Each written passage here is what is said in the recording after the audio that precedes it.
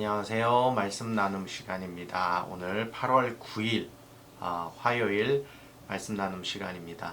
우리 다 함께 찬송가 406장 부르심으로 예배 시작하도록 하겠습니다. 406장입니다.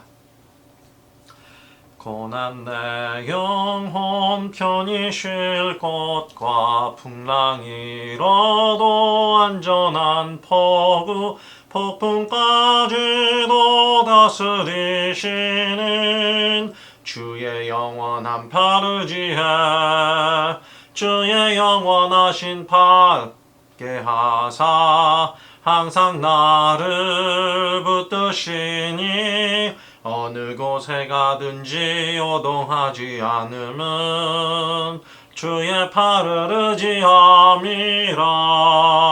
세상 친구들 나를 버려도 예수 늘 함께 동행함으로 주의 은혜가 충만하리니 주의 영원한 파르지에 주의 영원하신 팔 함께 하사 항상 나를 붙드시니 어느 곳에 가든지 요동하지 않음은 주의 팔을 의지함이라.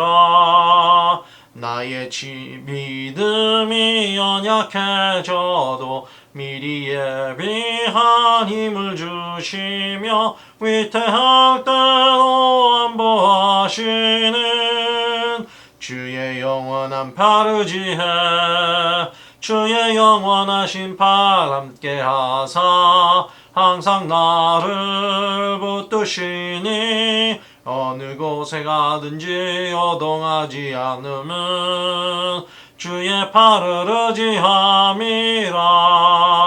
능치 못한 것 주께 없으니 나의 일생을 주께 맡기며 나의 모든 짐 대신 지시는 주의 영원한 파르지에 주의 영원하신 팔 함께 하사 항상 나를 붙드시니 어느 곳에 가든지 요동하지 않음은 주의 팔을 의지함이라. 아멘.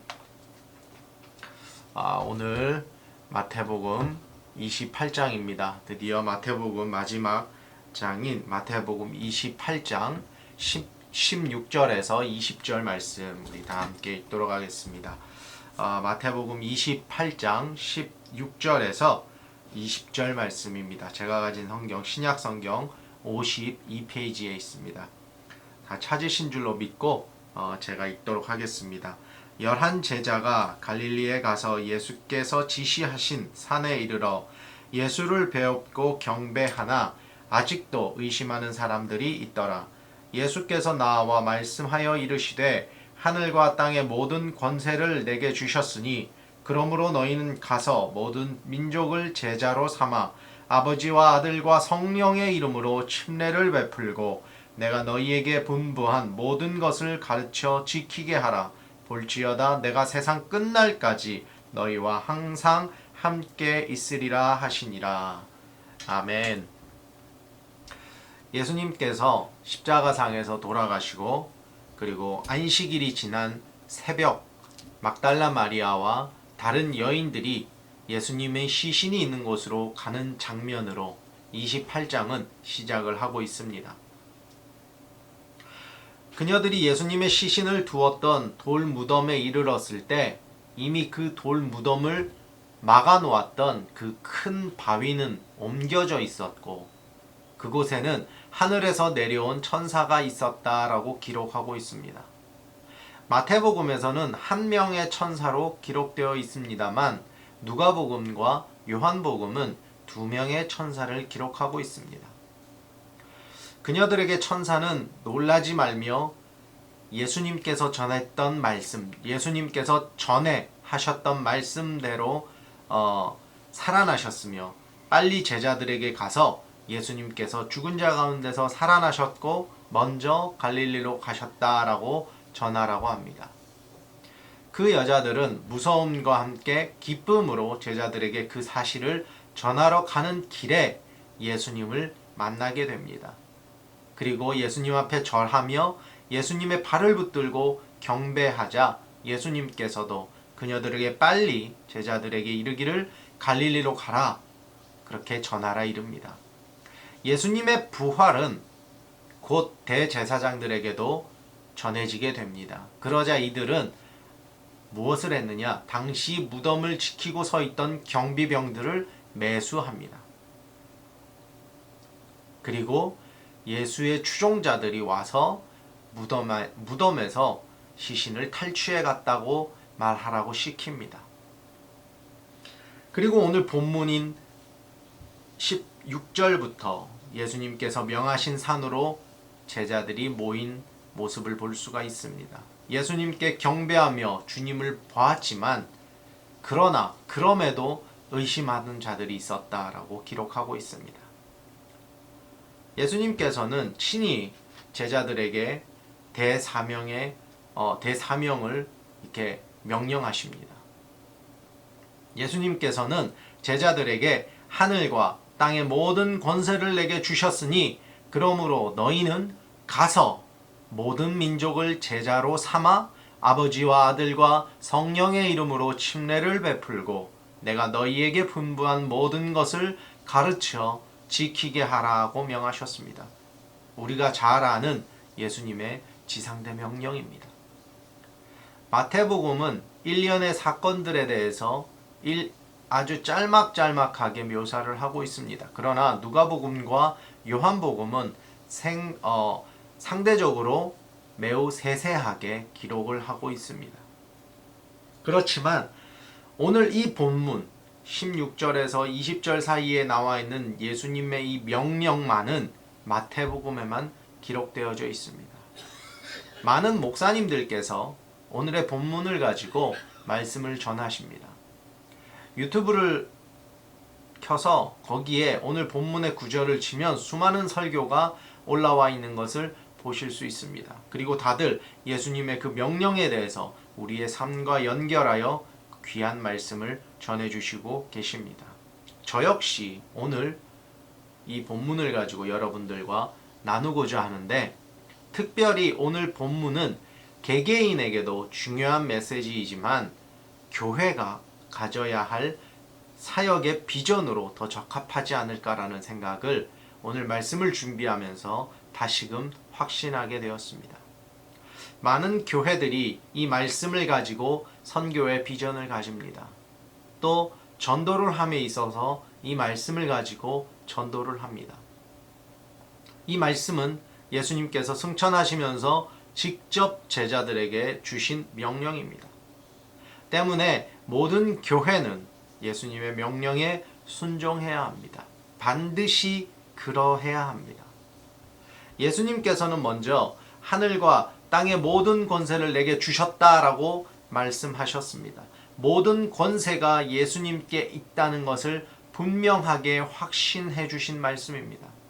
이전에도 예수님께서는 하나님으로부터 권한을 받으셨다라는 말을 몇 번 하신 적이 있습니다. 그러나 그때는 온전한 권한이 아니었던 것입니다. 그때는 제한적인 면이 없지 않아 있었습니다. 그러나 이제는 다시 십자가상에서 돌아가시고 부활하신 이후에는 그 모든 규제, 그 모든 그 권한의 제약이 풀어져 버렸습니다. 이제는 그런 게 없습니다. 100% 예수님께서는 본인이 가지고 계셨던 모든 권한을 행사하실 수 있는 분이 되신 것입니다. 그리고 주님께서는 제자들이 어떻게 주님의 명령을 따라야 하는지에 대해서 말씀해 주시는데, 여기에는 5가지의 동사가 쓰여졌습니다. 가서, 제자를 삼아, 베풀고, 침례를 베풀고, 가르치고, 지키게 하라. 그렇기 때문에 우리는 세상으로 먼저 나가야 합니다. 우리 안에서, 우리 공동체 안에서 당연히 먼저 화목하고 그리스도의 사랑을 나누어야 합니다. 그리고 그것이 종국에는 흘러 넘쳐서 우리 주변으로 흘려 보내야 한다는 것입니다. 교회 안에만 있는 것이 아니라 밖으로 나가서 그리스도의 복음을 전해야 합니다. 두 번째로 제자 삼는 것에 대해서는 전도로 볼 수도 있고 선교로 볼 수도 있습니다. 그렇게 영혼들을 전도하거나 선교지로 나갔다면 그들에게 복음을 전하고 예수님을 우리의 구주로, 자신들의 구주로 영접하도록 해야 합니다. 그렇게 영접한 이들에게 주는 것이 침례입니다. 침례는 세례라고도 하고 침례라고도 하지요. 그러나 형식도 다르고, 그리고 사실 성경적으로는 침례가 더 맞습니다. 물에 완전히 들어갔다가 나오는 침례를 베풀어야 합니다. 이것은 내가 이제 나를 죽이고 앞으로 주의 사람으로 주님과 함께 다시 살아났다는 것을 의미합니다. 내가 온전히 그리스도를 위해 살겠습니다 라는 공동체를 향한 공표이기도 합니다. 그런 후에 이제부터 가장 중요한 일이 남았습니다. 그것이 무엇이냐? 말씀을 가르치는 것입니다. 다른 것을 가르치는 것이 아니라 성경을 가르쳐야 합니다. 그리고 그 말씀대로 우리가 일상에서 살아가도록 만들어야 합니다.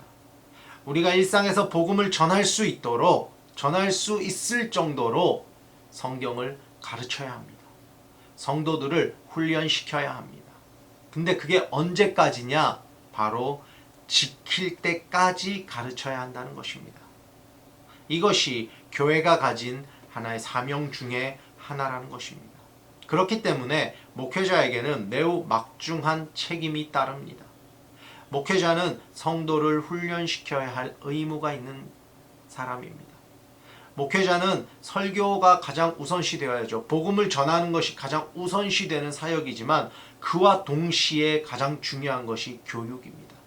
그리고 성도들을 말씀으로 무장시켜서 그들이 자신들의 삶의 현장에 나가서 그리스도의 복음을 전하도록 한 사람 한 사람 선교사요 그리고 사역자로 만들어 키워내야 한다는 것입니다.